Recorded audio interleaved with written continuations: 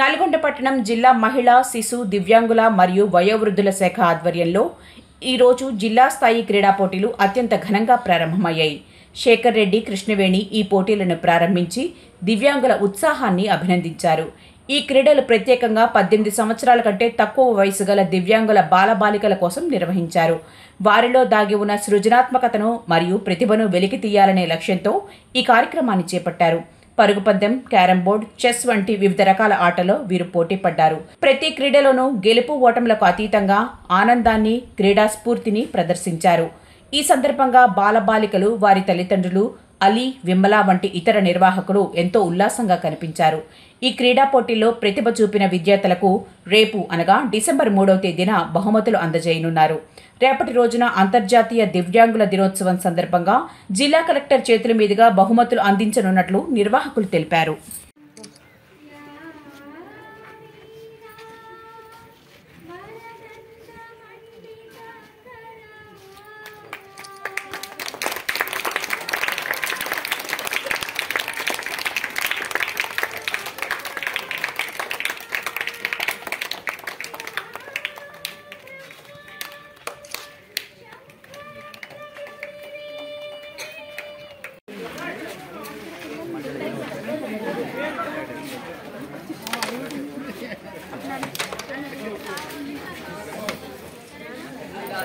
Madam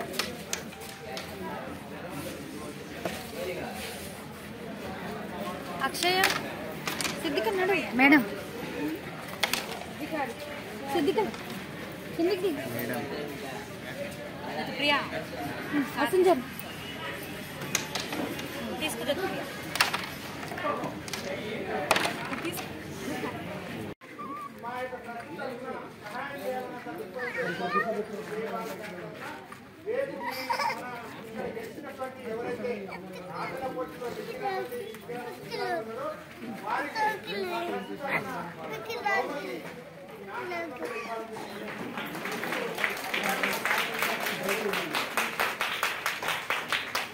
కల్పించడం జరుగుతుంది.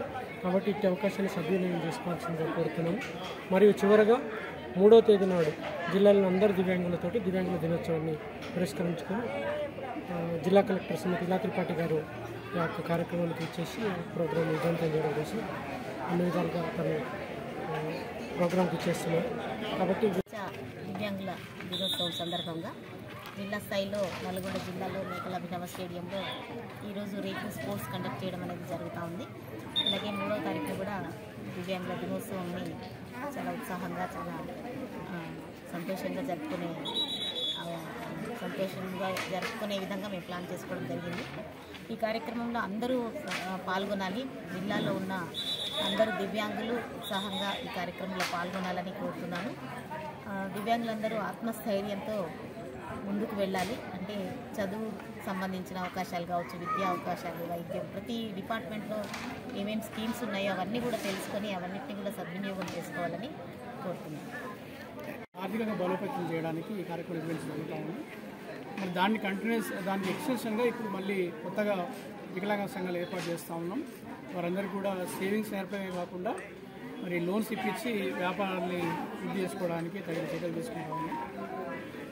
అంతేకాకుండా మన జిల్లాలో మరి కలెక్టర్ గారి ప్రోత్సాహంతో డాక్టర్ రెడ్డీస్ ఫౌండేషన్ ద్వారా వికలాంగులకి మరి 25,000 రూపాయల వరకు ప్రోత్సాహం సబ్సిడీ ఇప్పించి వారి యొక్క వ్యాపారాలు వృద్ధి చేయడానికి, అదేవిధంగా మరి వారికి ఇంకా ట్రైనింగ్ అవసరం ఉంటే ట్రైనింగ్ ఇప్పించి వారికి ఇంకా వ్యాపారాలు వృద్ధి చేసుకోవడానికి తగిన వాతావరణం చేయడం జరుగుతుంది.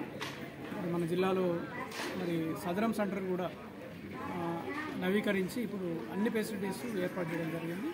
మరి వాటర్ ప్రొవిజన్ అయితేంది, సీటింగ్ అయితేనేమి, టాయిలెట్స్ కానీ ఆ విధంగా ఒక మంచి వాతావరణం క్రియేట్ చేసి ఇప్పుడు సెంటర్ నిర్వహించడం జరుగుతుంది.